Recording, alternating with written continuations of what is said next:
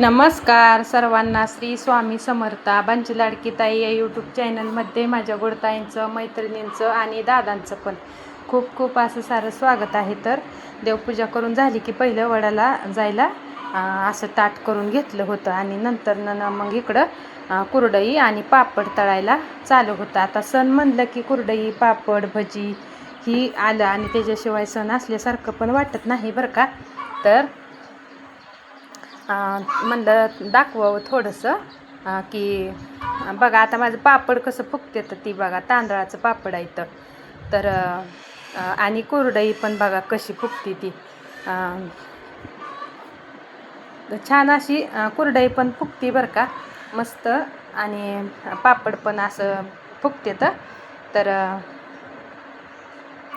आता कुरडई आणि पापड ही तर माझं तळून झालेलं. तर मग म्हणलं चला इकडं आपलं तेल तर गरमच आहे, तर मग भजी पण काढून घेऊया. आणि असं ना तेल कडक झालं की एक चमचा तेल भज्याच्या असं पिठात मळलेल्या ओतून घ्यायचं आणि छान असं मिक्स करायचं. आणि मिक्स केलं ना मग भजी तळायला घ्यायचं. तर असं हलवून एकदम मस्तपैकी मिक्स झालं तेल की मग भजे तळायला सुरुवात करायची. तर बघा एकच नंबर भजी होते. तर असं क्रिस्पी पण होते तर आणि छान होते. तर बघा असं निबारपण अजिबात येत नाही, एकदम मऊ होते. तर मग चालू होतं माझं भजी तळायला. तर मग कसं झाले तर भजे नक्कीच मला सांगा. तर मग इकडे एक मी असं दाखवला, म्हणलं फोडून दाखवा. तर बघा कसं फुगले. तर आणि इकडं मग चपात्या केल्या. मी काय डाळ घातली नाही, चपात्याच केल्या साधं सिंपल आपलं. पण सगळी कामं आवरून झाली आणि कामं आवरून झाल्यानंतर ना मग माझं पण आवरून घेतलं. माझं आवरून झालं आणि मग वडाला जायला मी छान अशी तयार झाली. तर तयार झाल्यानंतर म्हणलं चला थोडंसं शूट घ्यावं, म्हणून मी थोडंसं शूट घेत होती. तर एकदम साधं सिंपल बरं का. जास्त काय मी मेकअप नाही केला, कारण का कामातनं एवढं पण जास्त आपल्याला नाही होत. आणि इकडं मग मी थोडंसं जवळच आहे, एवढं जास्त लांब पण नाही. पण जावची मुलगी माझ्या घरी होती, म्हणल्या तिला म्हणलं चल मला घेऊन वडाच्या पूजेला जाऊया आपण. तर इथं वडापाशी आली तर माझी कामं आवरता मला लेट झालं. आणि लेट झाल्यानंतर तोपर्यंत ना वस्तीवरच्या सगळ्या बायका येऊन पूजा करून आणि मला लेट झाल्यामुळं सगळ्या महिला येऊन वडाची पूजा करून आपापल्या घरी निघून गेलत्या. आणि काय झालं तर सकाळी पाऊस पण आलता. पाऊस आल्यामुळं मग कसं कुणाचं असं लवकर, कुणाचं उशिरा. आणि परत पाऊस बंद झाला आणि वारं सुटलं. एवढं वारं सुटलं होतं ना, तर खूपच असं वारं पण सुटलं होतं. आणि मी इकडं वडाच्या झाडाला हळदी कुंकू लावलं आणि वस्त्रमाळ घातली आणि फूल घातलं. तर माझं अक्षरशः ना वाऱ्याने फुलसुद्धा उडून गेलं, एवढं वारं होतं. आणि अगरबत्ती आणि दिवा ही तर लावताच आलं नाही, एवढ्या वाऱ्यात माझी अगरबत्तीसुद्धा नाही लागली. आणि मग ही ओटीचं सामान असं ब्लाऊज पीस, ओटीचं साहित्य, आंबा सगळं असं ठेवून घेतलं.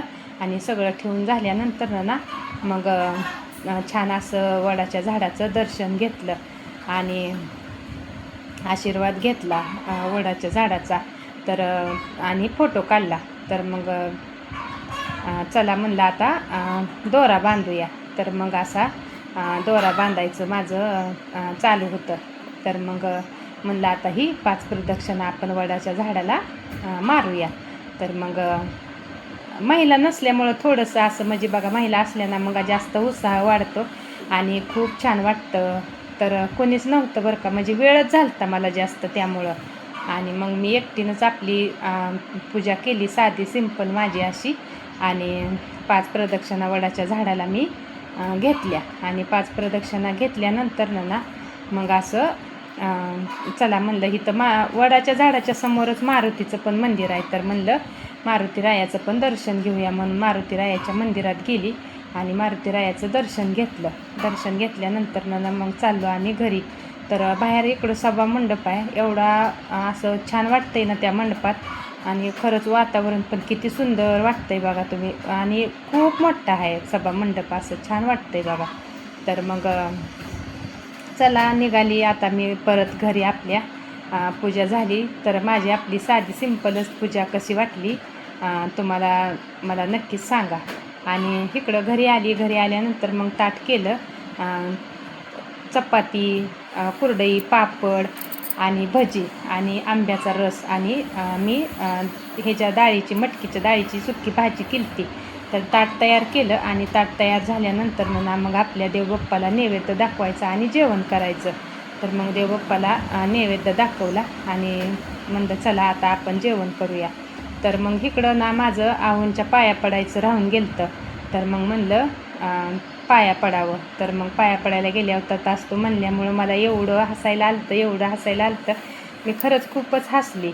आणि मग इकडं आता ही गायींच्या गोट्यात एकच पाऊस झाला आहे आणि पहिल्या पावसाचाच एवढा राडा झाला आहे की अक्षरशः असं गोट्यात जायला सुद्धा नको वाटायला लागलं, एवढा राडा झाला आहे. शेण आणि चिखल तर उचलता पण येत नाही बघा. ही चिखल कसा उचलणार तरी.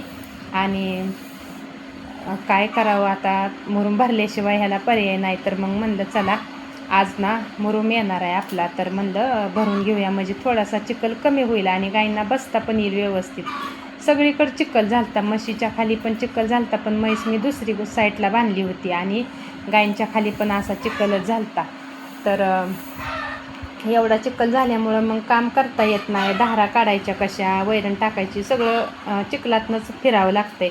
आणि गोट्यात तर एवढं काम असतं आणि एवढं फिरावं लागतं की खरंच. आणि मला तर वाटायला पहिल्या पावसाचा एवढा राडा म्हणले, आणखीन आता पावसाची सुरुवात आहे तर किती राडा होईल आणि किती त्रास पण खूप होतो बरं का. असं चिखलातनं चालायचं म्हणजे काही सोपी गोष्ट नाही.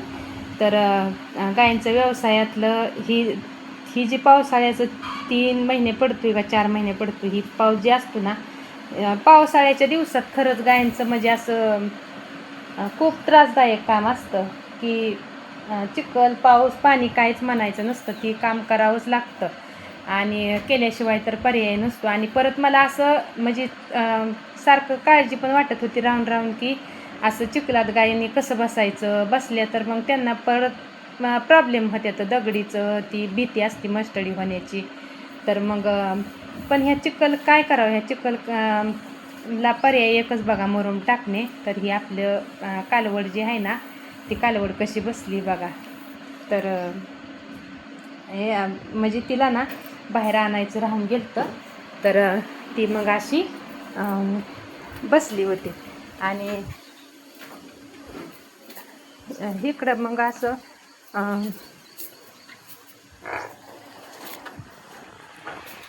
दाखवत होती मी की कसा चिखल झाला आहे ती बघा म्हणून. आणि धारा काढल्या, एक गाय शेडमध्ये घेतली आणि शेडमध्ये सुद्धा पावसाचं वाऱ्यानं इकडचं तिकडचं पाणी गेलं. शेडमध्ये पण राडा भरपूर झाला आहे बरं का. आणि शेण टाकायचं राहून गेले तर शेण टाकायचं या. आणि इकडं पाऊस येईल, पाऊस आला वैरण आणायला येत नाही म्हणून ही वैरण सकाळी आणून ठेवली. तर पाऊस आला की परत गाडी चिखलात जात नाही बघा. आणि ही इकडं पाठीमागं माझ्या मुरघासाच्या बॅगा जी दिसते ती बॅगा आता बघा.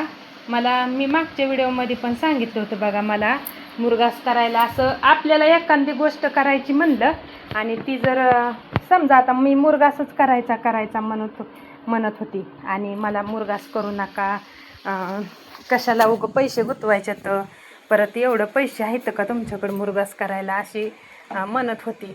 तर मी व्हिडिओमध्ये पण सांगितलं होतं आणि मला हसायला पण आलतं बरं का तसं म्हणलं म्हणून.